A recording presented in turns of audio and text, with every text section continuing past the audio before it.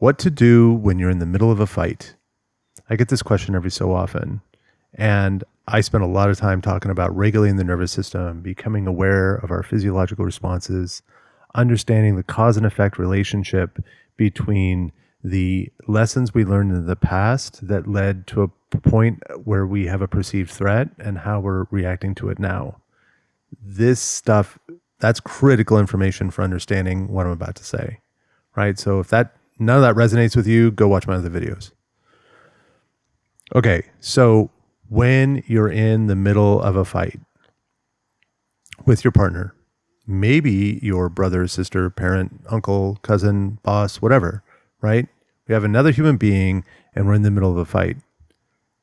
The first thing that clues us is you're using the word fight, right? That's a strong word. And it paints the picture of one or both people being emotionally dysregulated. This is very different than, like, say, we're having a discussion. We have a difference of opinion, and I'm sharing my thoughts and opinions on it, and they're sharing their point of view, and we're realizing that, like, well, I don't really see it that way, and how do you get to that point? And they explain themselves, and I explain myself, and it's all pleasant, and, like, no one's going to call that a fight, right? Some people will say, we had a heated discussion. Well, that's also a term that is loaded and portrays an image of one or both people being emotionally dysregulated, right? Heated discussion, heated argument, fight. These are the things that portray something where emotional dysregulation is involved. And that's where I want to focus. Okay, so I'm with my partner or whoever, and we're in the middle of a fight. We're having a heated discussion. We're having an argument. And it's just like, I don't know what's going on. And it feels horrible. And, like, I'm just so angry. They are so angry.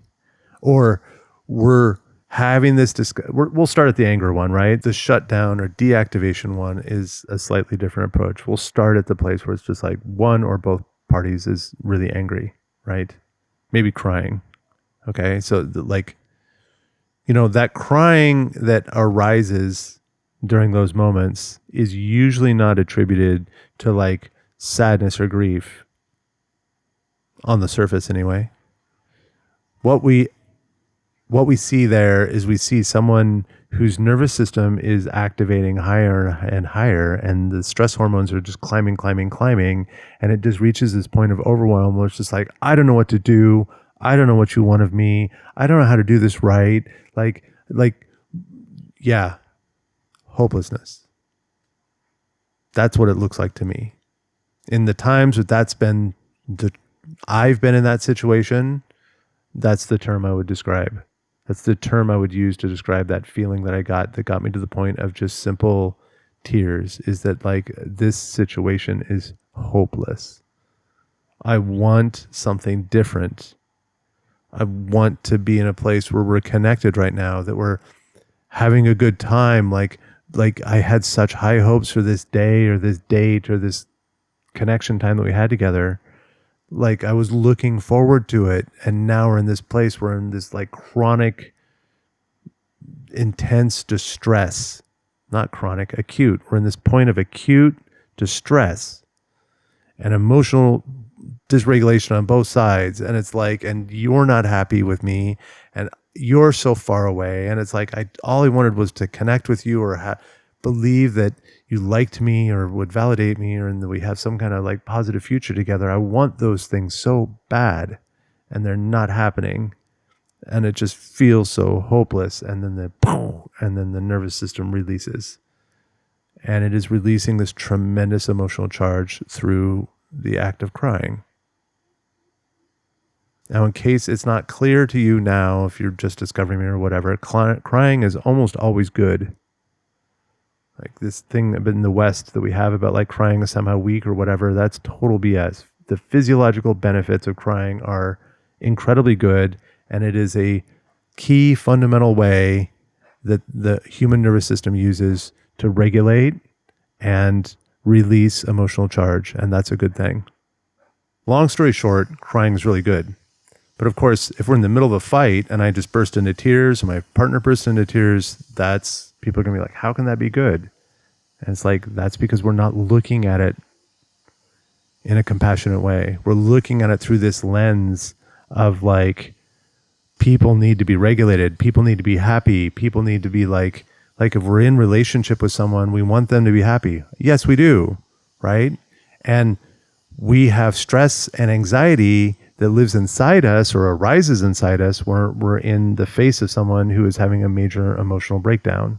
Right. This is entirely BS mindset that is infused into our brain because of the messaging we get our whole lives, at least in the West.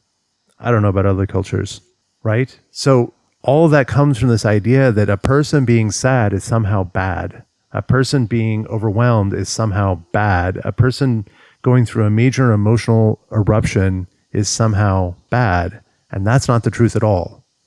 That is not how it works. And that was a major, major shifting point in me understanding this stuff and getting on this journey and being able to help people, is that the human nervous system takes in information, processes it through the brain and nervous, spinal cord and various other things.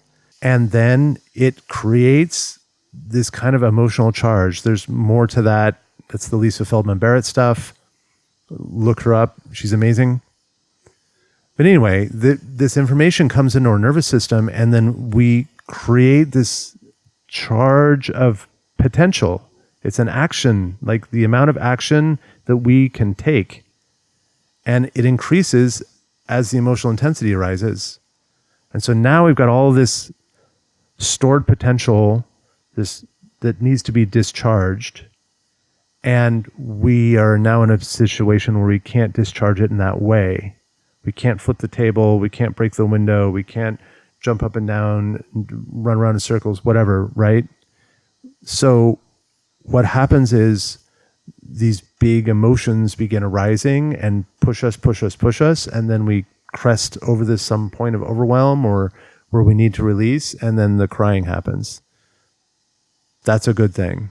That is the releasing of this emotional charge that this person has stored inside themselves. That's a good thing. Okay. So we still haven't gotten to the point. It's like, what do we do when we're in the middle of a fight? And actually, I am answering that. Because it's like, get in tune with yourself and get in tune and remind yourself how human physiology works. That's what you do in a fight. This person over here is highly activated. This person sitting across from me, my partner, who I care about very much, is angry or screaming or crying or whatever. Maybe even lobbing out these words of blame towards me, saying, you're the cause of all this. You're the problem. Why can't you just blah? That sucks. I get it. And it's kind of a separate issue. We'll come back around to that.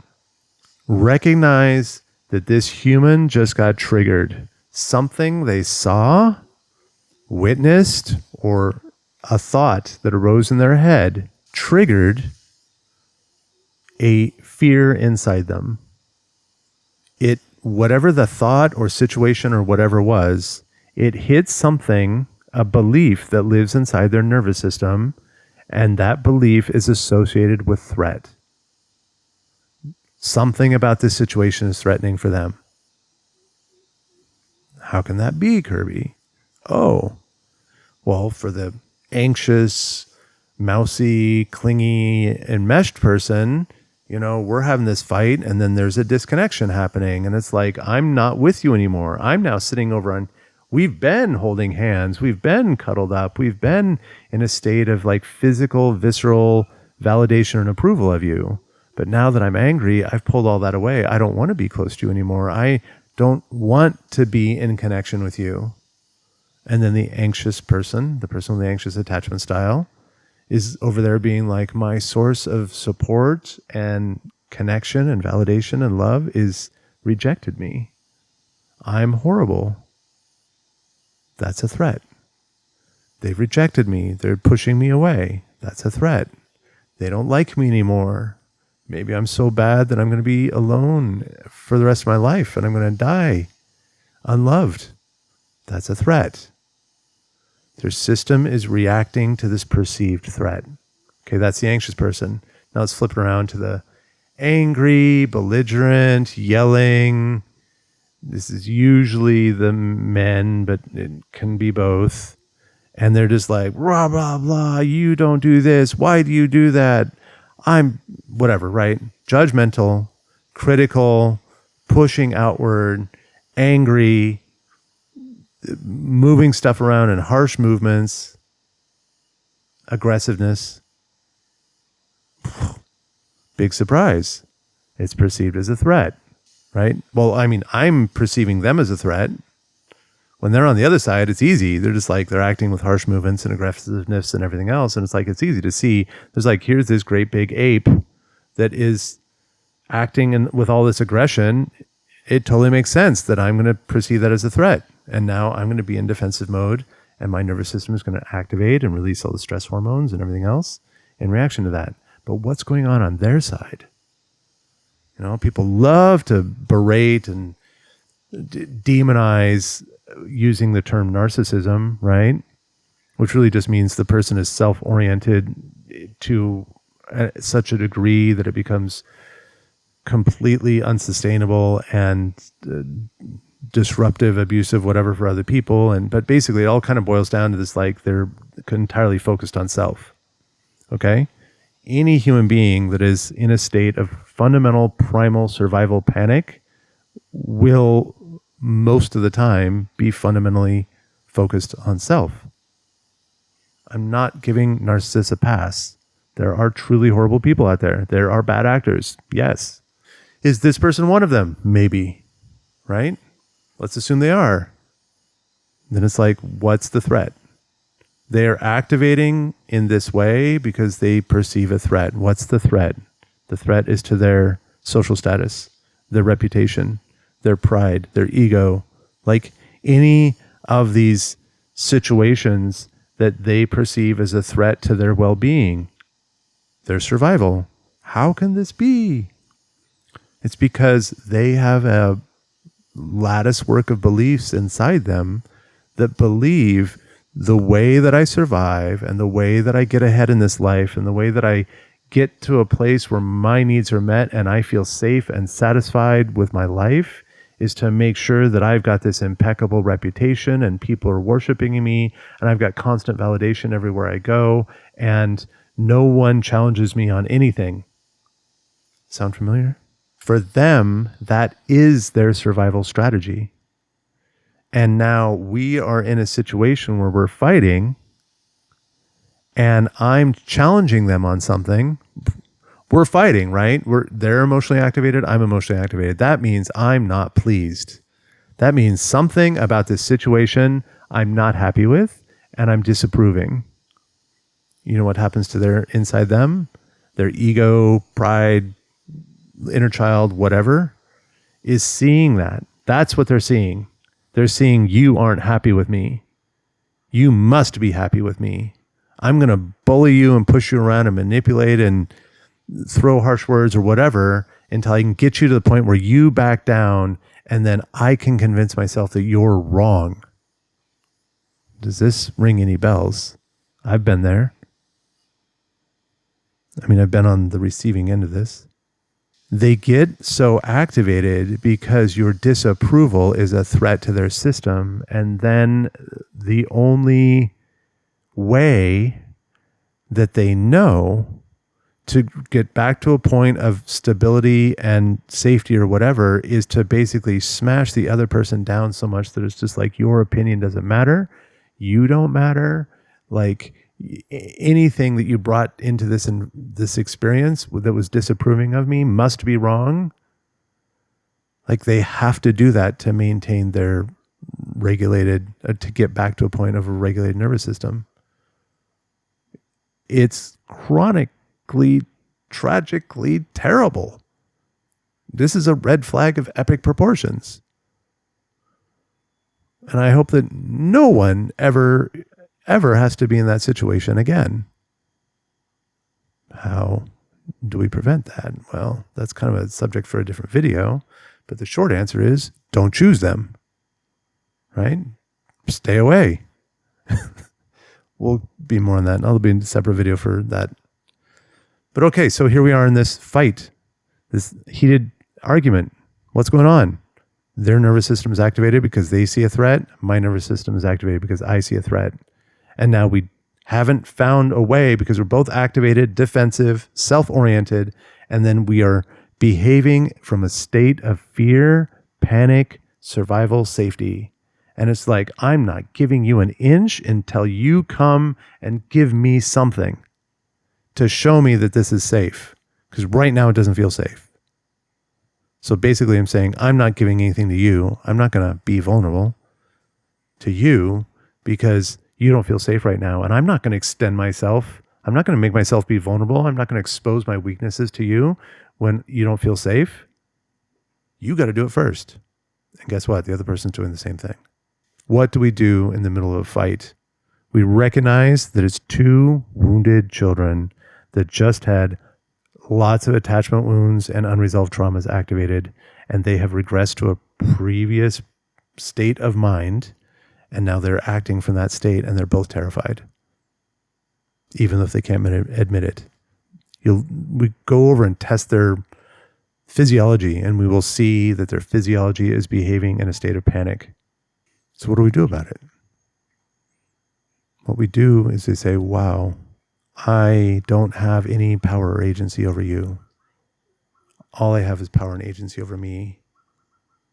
And if I can get to the point where I understand that I am in this fundamentally activated state, I can take one step back and say, I communicate to my partner and I say, I'm super triggered right now.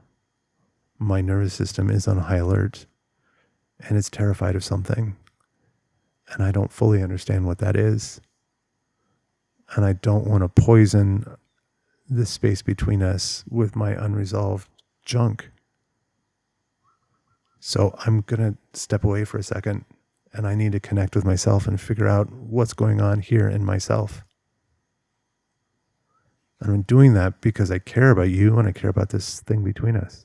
Sometimes in green flag situations, that partner will be reminded that they are an inner child because maybe they watched the same video and then they're going to do the same thing. And they're going to be like, yes, you're right. Something is really awry right now and I need to go figure myself out. And then they will step their way too. But there are other times when that partner won't let go and they will pursue and they'll chase and they'll say, don't you walk away from me. You're leaving me. You're just going to leave me here. You're abandoning me. And they're going to pursue. How do you think that works out? Think about all the times in your life that you've been in an argument like that and the person pursues when one person tries to retreat a little bit to regather themselves and the other person pursues. How does that work out? Does that ever work out good? I can't think of any times that works out good. So the partner pursues.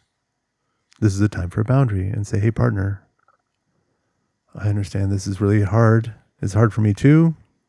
And this has got to be hard for you. And I'm so sorry. I didn't want any of this to happen. Like, we're both really hot right now. So could you please give me some time to sort myself out? And I'm going to go do that. I need that to be on my own with myself and kind of out of the heat of this moment. So please respect me on this. I'm going to step away. That's a plea. That's a request and a boundary. And then we see what they do. If they still don't acknowledge the boundary, that relationship's done. It's just a matter of time.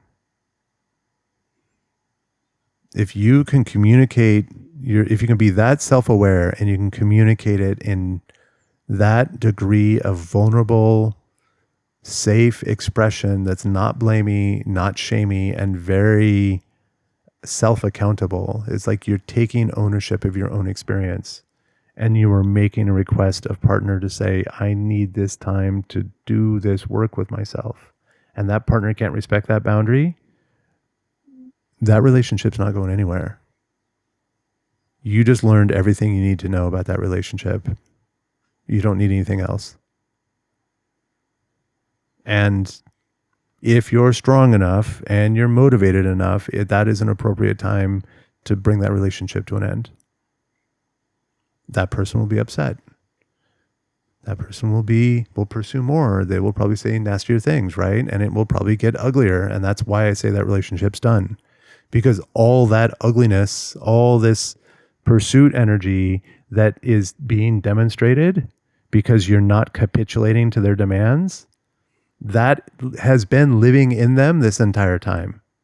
It's just been waiting for the right trigger, the right little spark to set that whole thing ablaze. And I'm not kidding here. I've seen this 100 times. People that talk about, oh, we're so in love and we're so aligned and we got the same this and the same that. And there's just so much chemistry and there's just this flowing of love between us.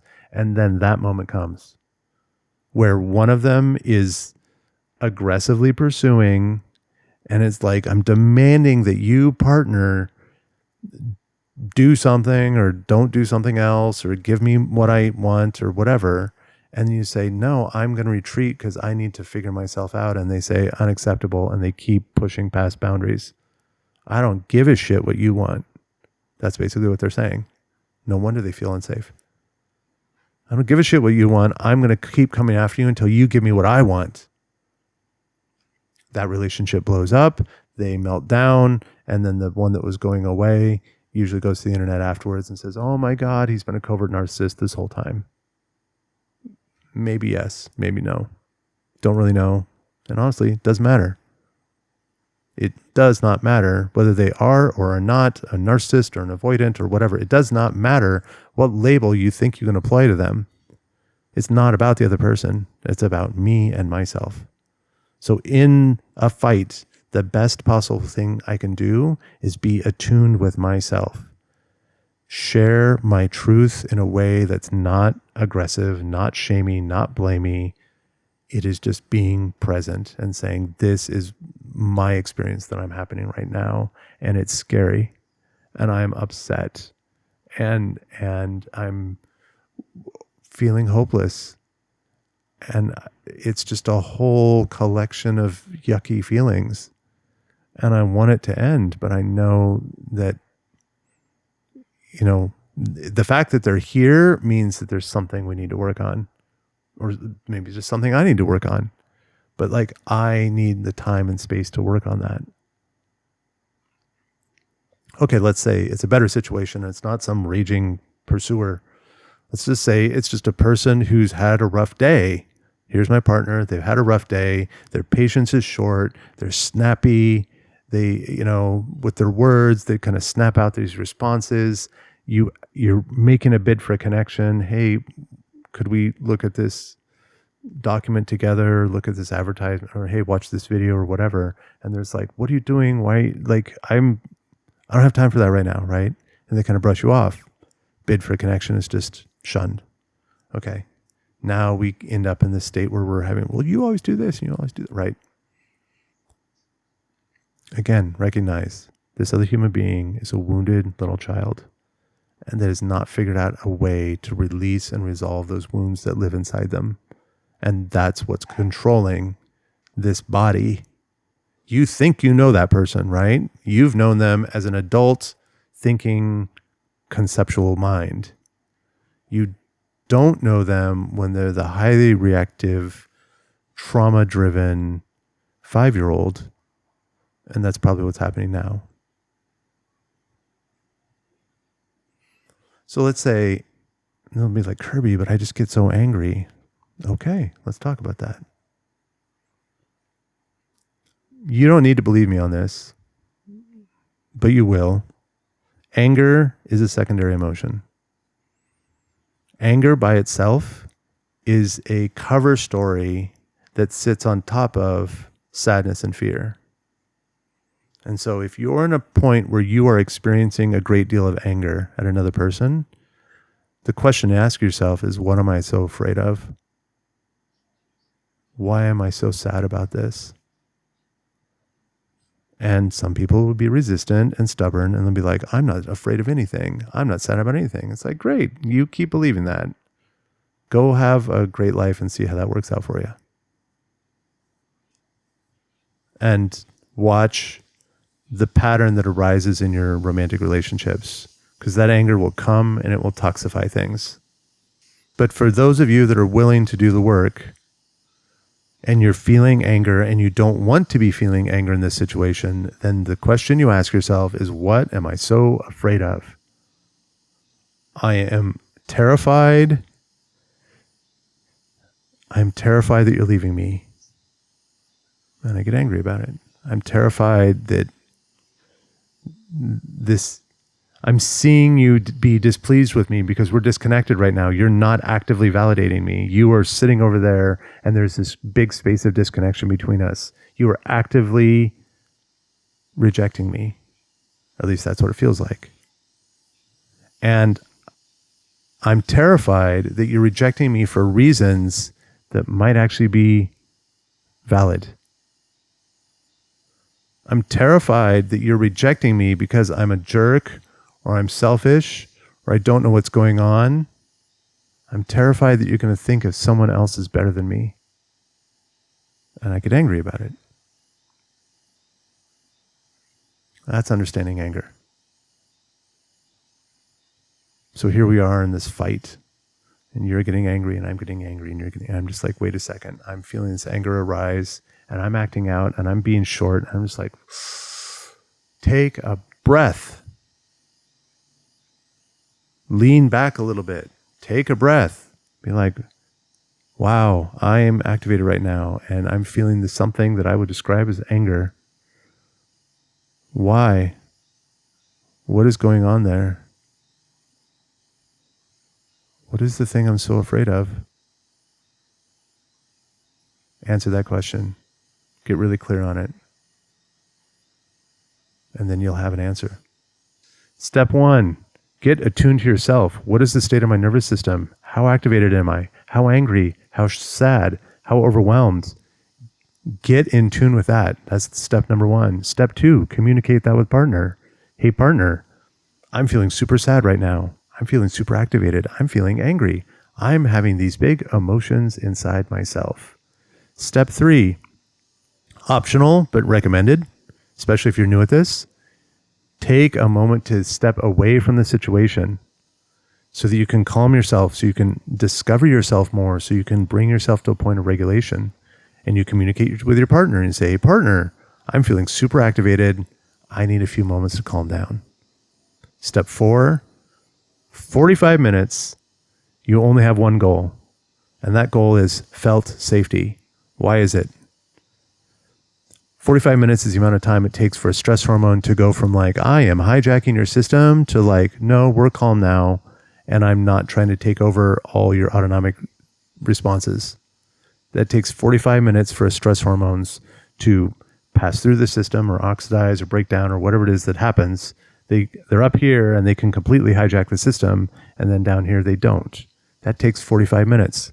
So for 45 minutes, we don't try to teach, we don't reason, we don't try to figure out a solution. We don't try to do any forward thinking or planning for the future or making agreements or whatever. For 45 minutes, it is one and only goal, and that is I'm going to get my nervous system to a point where I feel utterly safe and calm. And then we can talk about the future. Then we can talk about the lessons we learned. Then we can share my experience in that fight with partner. These are the 4 steps of things you can do when you're in the middle of a fight.